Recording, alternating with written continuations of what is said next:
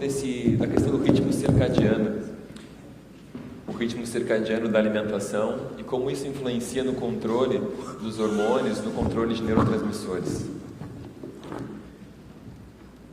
O material que eu trouxe aqui hoje é um material que foi elaborado pelo Instituto Brasileiro de Nutrição Funcional. E esse é um material muito útil que a gente pode usar nos nossos consultórios, que eu uso, e que a gente usa para ilustrar como as nossas escolhas ao longo do dia, nos diferentes horários, geram repercussões no restante do nosso dia. Ou seja, a gente faz uma escolha pela manhã, e a gente vai ter um resultado pela tarde, um resultado pela noite. Quando a gente muda essas escolhas nos diferentes horários, as repercussões vão sendo distintas, ou seja, há consequências das nossas escolhas. E é sobre isso que nós vamos conversar agora. Então, esse modelo, em que cada horário, eu vou aproximar aqui, é só uma visão panorâmica, que vocês não vão conseguir enxergar nada de tão longe assim. Nós temos um modelo em que cada horário, algumas situações favorecem ou desfavorecem o equilíbrio do nosso organismo. Então, quando a gente começa entre as 6 horas e as 8 horas da manhã, nós temos um horário favorável para a gente despertar. Então, o melhor horário para despertar é entre as 6 e as 8 da manhã. Muitas pessoas mais sensíveis observam isso no seu dia a dia. Quando começa a passar das 8 horas, fica um pouco mais difícil e já não querem mais sair da cama. Porque nesse horário aqui, nós temos o pico do cortisol, que é o hormônio liberado pela suprarrenal, pela adrenal, que nos faz levantar, que nos desperta, que está baixo durante a madrugada. Nós não comermos nesse horário não é adequado, porque pode exacerbar esse pico do cortisol num primeiro momento, gerando perda dos nossos tecidos, perda de massa muscular, perda de massa óssea, do nosso corpo como um todo, por estimular o catabolismo, estimular a degradação. Então, nós, nesse primeiro momento, devemos comer e não devemos dormir além das 8 horas da manhã. É assim que nós deveríamos começar o dia de uma forma ótima. Portanto, despertar, comer e ainda, se possível, fazer uma atividade física. Nós temos, logo após esse momento da liberação do cortisol, outros neurotransmissores e hormônios vão sendo liberados. Também começamos com a liberação da adrenalina e logo depois também da testosterona. E isso tudo favorece a atividade física no período matinal, com mais disposição, com maior facilidade, inclusive na síntese muscular, pela liberação da testosterona.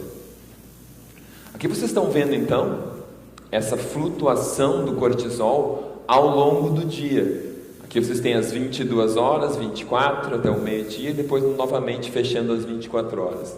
Então percebam que ao longo da noite, vejam aqui a gente tem o mesor, que é então a média do total do dia, o nadir, o valor mais baixo, e a acrófase, o valor mais alto. Então vejam que a partir aqui das 20 horas, a gente tem já abaixo do valor médio total diário, e isso só vai começar a subir acima da média de novo lá pelas 4, 5 da manhã. Então coincide essa elevação do cortisol com a nossa capacidade de despertar pela manhã. E as alterações de longo prazo no cortisol podem justamente fazer com que a pessoa não consiga despertar pela manhã. Vocês já devem ter observado isso, talvez muitos de vocês aqui sintam isso, que se não tomarem um café pela manhã, não acordam. Alguém já percebeu isso aqui? Quem é aquela pessoa que se não tomar o café, não acorda de manhã? Essas pessoas que precisam do café para acordar são as pessoas que precisam do estímulo do cortisol, porque já não está mais natural para a sua suprarrenal seguir esse ciclo. Então, quando ela ingere a cafeína nesse horário, pá, é como uma chicotada na sua suprarrenal. E aí ela vai lá e pega no tranco, né? Tem que dar um empurrão para ela acordar. Então, ela já está num estado de fadiga adrenal, só com essa simples observação. Tem outras que podem ser feitas também. Um outro aspecto interessante desse ritmo do cortisol, vejam, que aquele era um ritmo mais genérico. Aqui a gente incluiu a parte da alimentação. Vejam que nós despertamos, comemos em geral, e esse cortisol começa a cair. Isso é fisiológico. Se nós temos uma alimentação no meio da manhã, nós temos uma elevação novamente um pouco mais sustentada desse cortisol, o que ajuda na produção da suprarrenal, porque a alimentação auxilia, estimula a suprarrenal a produzir o cortisol. Se nós não tivermos essa alimentação, ele vai ficar mais baixo. Então, se a pessoa fica muitas horas em jejum, ela acaba estressando a sua suprarrenal. Ela não dá suporte para a suprarrenal fazer o cortisol, já que ela depende de fornecimento energético e nutricional para produzir esse hormônio tão importante, que nos faz despertar para a vida. Vejam que com a refeição do almoço tem novamente um aumento do cortisol e ele cai mais ao final da tarde, pode subir com o jantar e assim por diante. Então a gente consegue ver a relação do jantar, do almoço, do desjejum e dos lanches com essa modulação do nível do cortisol. Ou seja, algumas pessoas vão enfrentar, por exemplo, no final da tarde, uma perda muito grande de rendimento mental e intelectual, um sono, uma falta de concentração. E um dos aspectos é por estarem muito tempo sem se alimentar. Chega ali 4 da tarde, já não conseguem mais se concentrar, não tem rendimento, estão nervosas, irritadas, devido à falta de alimento e à falta de funcionamento adequado da sua suprarrenal. Então, aquela que precisava do café de manhã, ela vai normalmente estar pedindo outros cafés durante o dia. Aí tudo bem, ela está artificialmente injetando cortisol no sistema. Se ela não fizer isso, ela fica deficiente em cortisol e com essas funções, inclusive cognitivas, debilitadas, alterando então as suas emoções, as suas reações aos estímulos normais que a gente tem ao longo do nosso dia. Outro aspecto interessante que vocês devem observar aqui é que durante a noite o cortisol está baixo, ele está no seu valor mínimo. E isso é essencial para o nosso sono. Para que tenhamos um sono profundo e uma ótima liberação da melatonina, esse cortisol deve ser baixo durante a noite. E aqui vocês estão vendo um exemplo de um paciente que fez uma curva de cortisol salivar, em que pela manhã ele está bem abaixo do limite mínimo, aqui está o mínimo e o máximo matinal, vejam, ele está aqui. Tá? Praticamente é 30% menos desse valor mínimo. Então é aquela pessoa que não acorda de manhã, tem que se acordar com um balde d'água na cara. E aí vejam que ela faz uma curva reta, praticamente, como a gente chama, que é uma curva plana. Ela não consegue ainda atingir valores normais aqui 1 hora após o despertar, nem no final da tarde. Não, aqui, desculpa, esse caso ela está bem, e me vejam que ela já está arrumando para o excesso, já está no limite superior, o que se confirma no horário da noite, no horário do deitar dela. Isso aqui pelas diversas atividades também inadequadas que as pessoas mantêm no horário da noite, quanto à alimentação e quanto a hábitos de vida. Vou dar um toque nessa questão dos hábitos de vida aqui, porque isso influencia demais na qualidade de vida das pessoas. Muitos chegam aqui à noite e vão resolver problemas. Por exemplo, vão ligar para a sogra, que não é uma atividade recomendável, vão discutir com a mulher os problemas. Vão ligar o telejornal à noite. Vão assistir a novela das 9. Olha só que várias atividades fantásticas que as pessoas programam para as suas noites. Apenas colocar lixo nas suas emoções. E aí o que elas vão ter é exatamente esse aumento do cortisol. E aí depois elas, com a casa plenamente iluminada, vão tomar um banho bem tarde, com um banheiro bem branco, bastante luz, vão passar o seu fio dental ao deitar lá pelas 11h30 da noite, com toda aquela luz clara, e deitam na cama. Mas eu não consigo dormir, que coisa estranha isso. Por que será? Porque todo esse estímulo que eu descrevi aqui vai jogar o seu cortisol lá para as alturas e vai jogar a sua melatonina lá embaixo, proporcionalmente. E está informando para o seu corpo: acorde, agora é hora de acordar, olha o sol, está raiando, que no caso é a lâmpada do seu banheiro, é a luz da sua sala, é a tela do seu telefone, do seu tablet, do seu computador, que você foi responder aqueles e-mails que não deu tempo de ver durante o dia, que você foi ficar lá na rede social teclando às 10 ou 11 da noite. Então você somou um número de estímulos e depois você acha: eu estou com insônia, agora eu preciso de um medicamento para dormir. Alguém vivencia situações dessas no seu dia a dia? Levanta a mão, por favor. Pode levantar de verdade, gente, tenho vergonha. Aí, viu? Todo mundo levantou a mão quase. Então, o que vocês estão observando, isso é muito comum. Essas são queixas diárias que a gente tem no consultório. E a gente não ensina só as pessoas a comerem, a gente ensina as pessoas a dormirem também. Porque isso é fundamental, inclusive para o processo de emagrecimento. Que nós não vamos falar sobre isso aqui hoje. Então, entre as 9 horas, a gente começa a ter o domínio da serotonina. Digamos assim, o domínio. Se agrega esse pool hormonal que eu já coloquei, a serotonina. Então, por isso nós não devemos dormir após as 9. Eu já falei que devia ser até as 8 de preferência, né? Começa a ficar mais difícil esse despertar. Aqui já começa a não ficar tão bom fazer atividade física. Até pelas 9 é um bom horário, temos testosterona em domínio. Mas começa a ficar mais difícil pelo aumento da serotonina. Vejam o que acontece com a serotonina. Ela vai aumentando junto com o nosso despertar. Na proporção que ela aumenta, vai diminuindo a melatonina. Ok? Elas são inversamente proporcionais. O que vai depois à noite acontecer a mesma coisa. Continua caindo a melatonina. Começa a subir a melatonina, enquanto a serotonina continua caindo na fase da noite. A melatonina, ela é derivada da serotonina. A serotonina aqui à noite vai ser convertida em melatonina, possibilitando o nosso sono. Então, o indivíduo que tem pouca melatonina, pouca serotonina matinal, ele está fadado a ter pouca melatonina à noite. E a serotonina de manhã, ela para ser produzida precisa de triptofano. E para entrar no nosso, que é proteína, que vem da proteína que a gente come, que para entrar no nosso cérebro precisamos de carboidrato.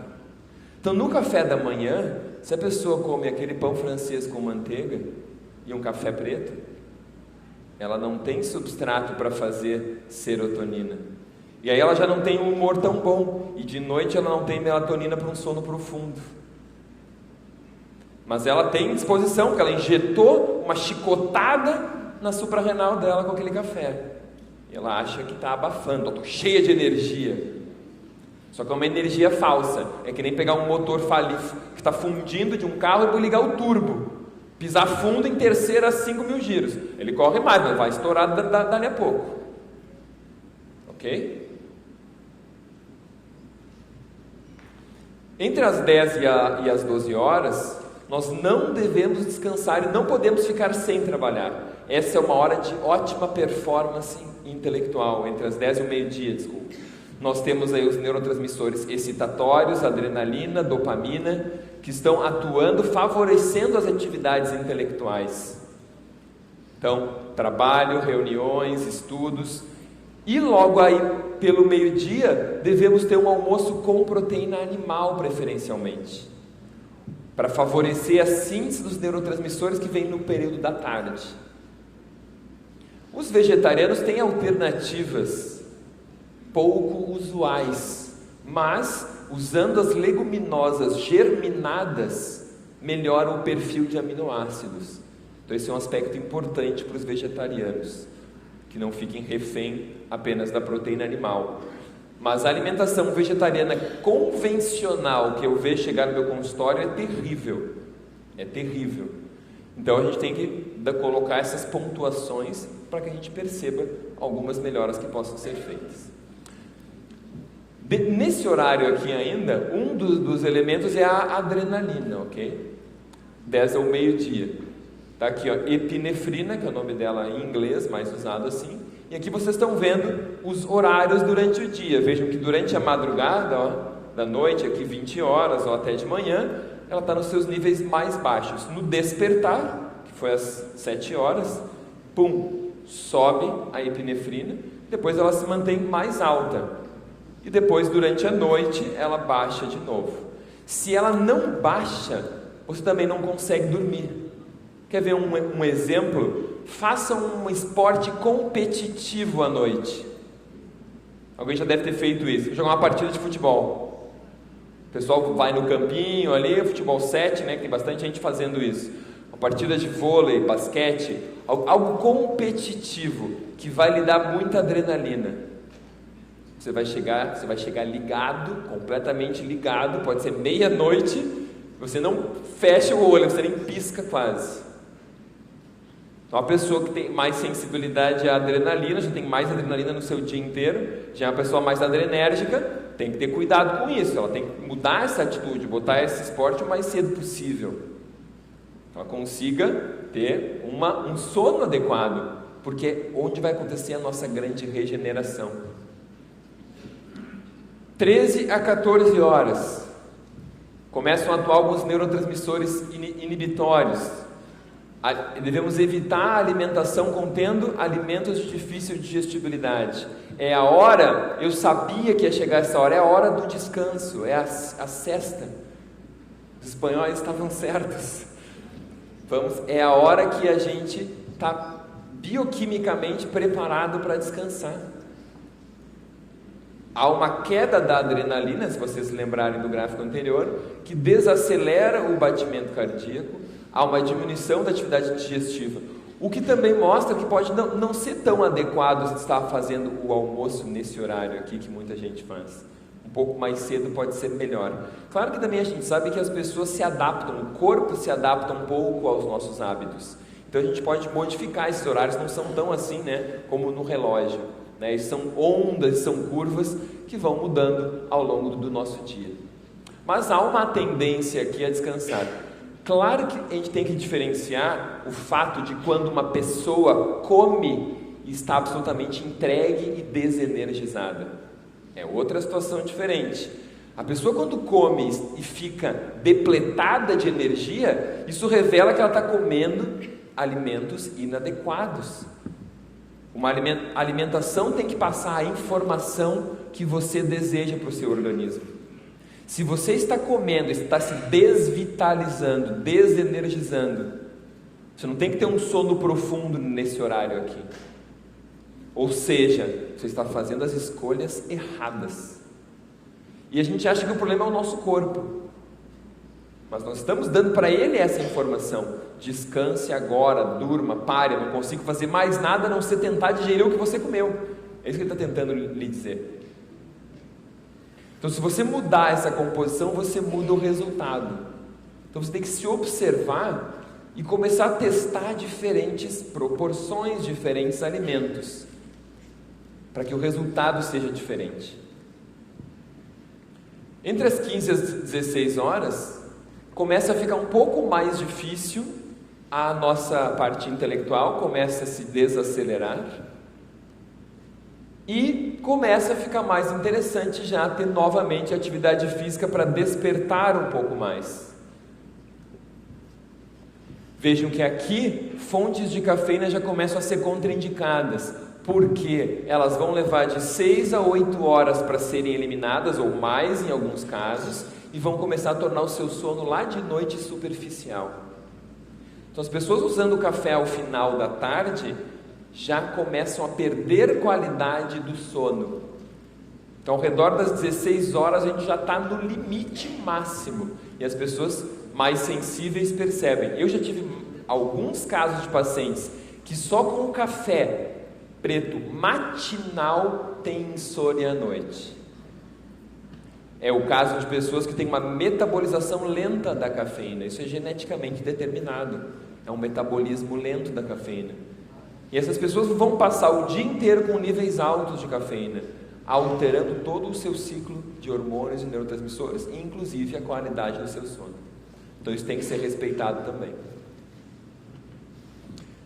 Vejam aqui por que a gente tem um bom momento de atividade física também nesse meio para final de tarde.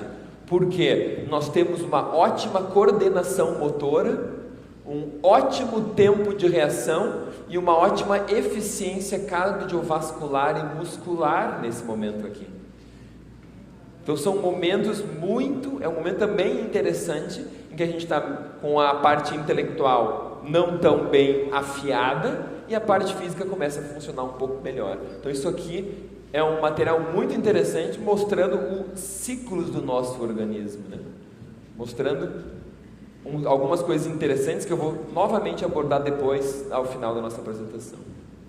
Então quando a gente chega lá entre 18 e 19 horas, a gente tem que começar a pensar já no que vai acontecer no período da noite. Continua já então proibida a questão da cafeína, a alimentação de difícil digestão e a atividade física.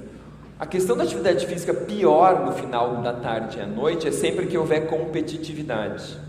Quando não há competitividade, não há problema em fazer atividade física à noite. Eu até recomendo o contrário. Para pessoas que têm cortisol alto, a atividade física à noite pode até ser interessante para diminuir esse cortisol, desde que não haja competição, desde que não seja um exercício, por exemplo, aeróbico, corrida, um exercício de muita intensidade ou competitivo. Ok? Eu tenho experiências muito boas com pacientes com cortisol alto, dificuldade de dormir, que fazem uma série, por exemplo, de exercício muscular sem muito cardiovascular, como musculação, à noite, às 20 até às 21 horas, e dormem muito melhor naquele primeiro dia. Exercícios de resistência, não exercícios com força que estimulem a parte cardiovascular e nem que tenha a questão da competitividade, que isso vai gerar uma liberação de adrenalina. Então essa dica para a noite eu acho muito interessante, funciona muito bem. A gente começa a pensar aqui também no jantar, que tem que ter uma baixa carga glicêmica e deve ser de fácil digestão. Sempre que a gente tiver um excesso de carboidrato, um excesso de insulina, a gente vai começar e aqui é a mesma coisa com a cafeína e a alimentação de difícil digestão, a prejudicar os hormônios da noite que vão vir aqui no slide seguinte, que são a melatonina e o hormônio do crescimento. Então, sempre que tiver um carboidrato de alta liberação, de liberação rápida, como arroz branco, como pão branco, como biscoitos, massa, macarrão, tem muita liberação de insulina, e isso começa a dificultar e bloquear o hormônio do crescimento, que é o hormônio que faz a gente emagrecer, fato que ocorre durante a madrugada de forma mais intensa, pela ação do hormônio do crescimento que estimula a queima de gordura. Então no jantar, gente, vejam, a partir das 20 horas começa a dominar a melatonina, e o bom é já ter jantado até as 20 horas, ter terminado o seu jantar até as 20 horas, porque às 20 horas começa o primeiro pulso mais importante de melatonina, que é bloqueado pelo álcool, bloqueado pela cafeína. Então você, se usar café, se usar álcool à noite, as pessoas mais sensíveis percebem isso. Pode ser meio cálice de vinho, algumas com um cálice. Na manhã seguinte elas percebem que a noite do sono não foi tão profundo. Elas podem dormir melhor porque não acordam, mas o sono não foi tão reparador. Algumas pessoas com insônia, eu tomo um vinho porque eu não acordo de noite. Ela pode até não acordar, só que o sono fica chapado e não aprofunda, porque não libera a melatonina e não se regenera tão bem. Então quando ela acorda de manhã, ela já nota a diferença. Por isso evitar o estresse mental e aquelas atividades que eu falei antes. Televisão, telejornais, novela, filmes. Filmes, gente, tem estudos muito interessantes. Filmes de suspense, drama, terror, sobem o cortisol e baixam a testosterona. Imediato, durante o filme. Se você está assistindo comédia ou romance, comédia em especial é fantástico. Cai lá embaixo, cai a adrenalina, cai o cortisol, sobe a testosterona, o estradiol e a progesterona nas mulheres se equilibram. Então as informações que você coloca através de filmes, de livros, da televisão ou das conversas com as pessoas vão modular completamente os seus hormônios na hora, que vão modificar suas emoções na hora. O seu corpo não sabe que aquele filme ou aquela novela não é vida real. Aquilo é programado para enganar você, para você viver aquelas emoções. Você está mergulhado naquela realidade. Então você tem que escolher qual é a realidade que você coloca para dentro de você. Então aqui você pode fazer atividades intelectuais relaxantes, trabalhos manuais, por exemplo. As pessoas falam, se eu pegar fazer um bordado, eu durmo. Né? A senhora vai fazer um tricô, eu vou dormir. Ótimo, é isso que a gente quer, relaxamento. Ler um livro, tem que escolher o tipo de livro, a cor da página mais amarelada. É diferente o impacto que dá na sua retina, no seu cérebro e na sua melatonina. E chega então aqui, chegamos aqui, com esse exame de melatonina salivar, vocês estão vendo exatamente o que eu falei. A melatonina desse paciente que à noite deveria estar entre aqui e lá, veja, está apenas aqui embaixo. Porque ela faz de tudo o que é possível para bloquear essa melatonina, sem saber, achando que está fazendo o máximo, aproveitando ao máximo o seu dia. E depois acha que chega à meia-noite, ela desliga a luz e o cérebro também desliga. Não é assim que funciona. Então, para a liberação ótima do hormônio do crescimento, mesma coisa que a gente falou da melatonina. Devemos evitar o jantar, o álcool, a cafeína, o açúcar, o exercício físico competitivo ou aeróbico e o estresse mental. E aqui salientamos a alimentação com a alta carga glicêmica, o arroz branco, o pão branco, os biscoitos, as bolachas, as massas, né? Que se não tiverem misturados com uma proporção adequada de proteína, com uma proporção adequada de gordura de ótima qualidade, não vai dar certo. Essa proteína e essa gordura vão retardar a absorção desse açúcar, desse carboidrato que está naquela massa, naquele arroz, diminuindo aquela elevação daquela insulina, que estariam então desarmonizando todo esse ciclo hormonal noturno tão importante. E aqui, gente, é hora de dormir. Isso é básico. A gente tem um pulso de melatonina inicial ao redor das 20 horas, um segundo pulso às 22, um terceiro ao redor das 2 da manhã, e às 4 da manhã já começa a cair, e às 6 da manhã já praticamente não temos mais uma dose significativa. Então, quanto mais tarde nós dormimos, mais nós vamos inibindo essa elevação da melatonina e menos regeneração nós temos. E aí o que nós temos? Câncer, hipertensão, obesidade, doenças cardiovasculares, envelhecimento precoce, porque a melatonina é o grande maestro de toda essa regeneração. Então nós temos que dormir. Eu recomendo a partir das 22 horas estar na cama. 22 horas é um ótimo horário. E as pessoas mais observadoras vão perceber que às 22 é mais fácil de dormir do que às 23.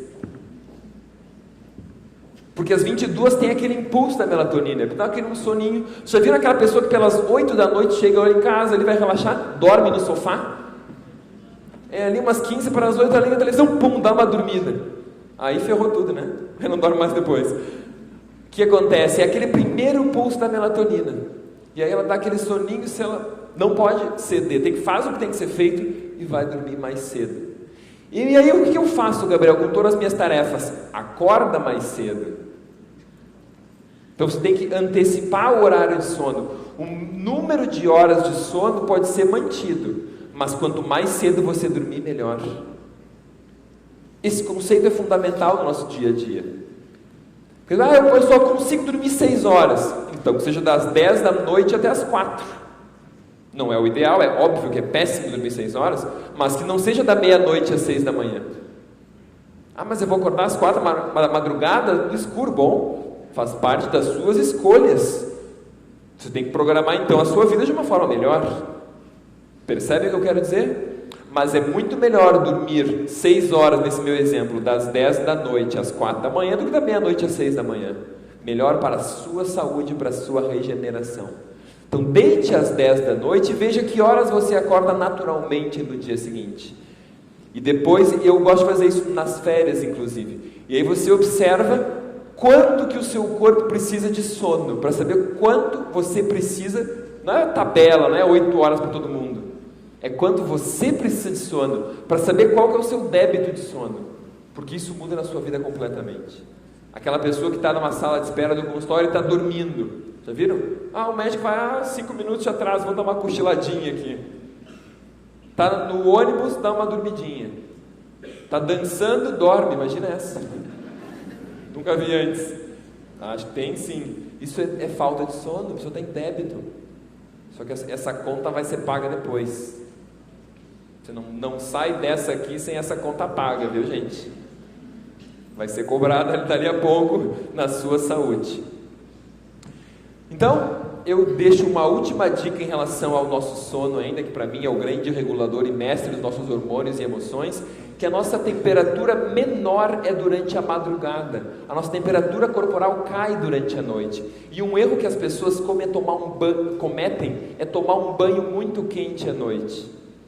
E esse fato aquece a temperatura corporal, aumenta e também vai tornar mais lento o início do sono. Aquelas pessoas que têm hipotireoidismo, são muito friorentas, vão gostar de tomar um banho muito quente. Talvez para elas até ajude a ajustar a temperatura. Mas para os outros, todos devem piorar. Porque o corpo vai ter que esperar que esfrie um pouco para que fique adequada a temperatura. Então existe uma química sutil entre a temperatura do banho, a roupa que usa para dormir, as cobertas, o som que entra, as luzes, em que tudo vai ter que ser como uma orquestra. Tudo funciona como uma orquestra, que vai gerar o resultado final, que é a saúde. Nosso objetivo aqui ao longo desses 30 minutos foi mostrar para vocês como a gente, com alguns detalhes da nossa vida, algumas escolhas em alguns momentos, consegue mudar isso. E sempre se lembrem que um dia depois do outro, nós nos tornamos quem somos. Ou seja, as nossas escolhas de forma repetida modulam os nossos genes, gerando um resultado. Que gostemos ou não, somos nós. Respeitando os nossos genes e tendo atitudes ótimas, vamos ter um resultado prático no nosso dia a dia fantástico. Por isso que eu sempre digo, respeitem seus genes, pratiquem nutrição funcional, porque em cada garfada, o seu destino está sendo determinado. Muito obrigado.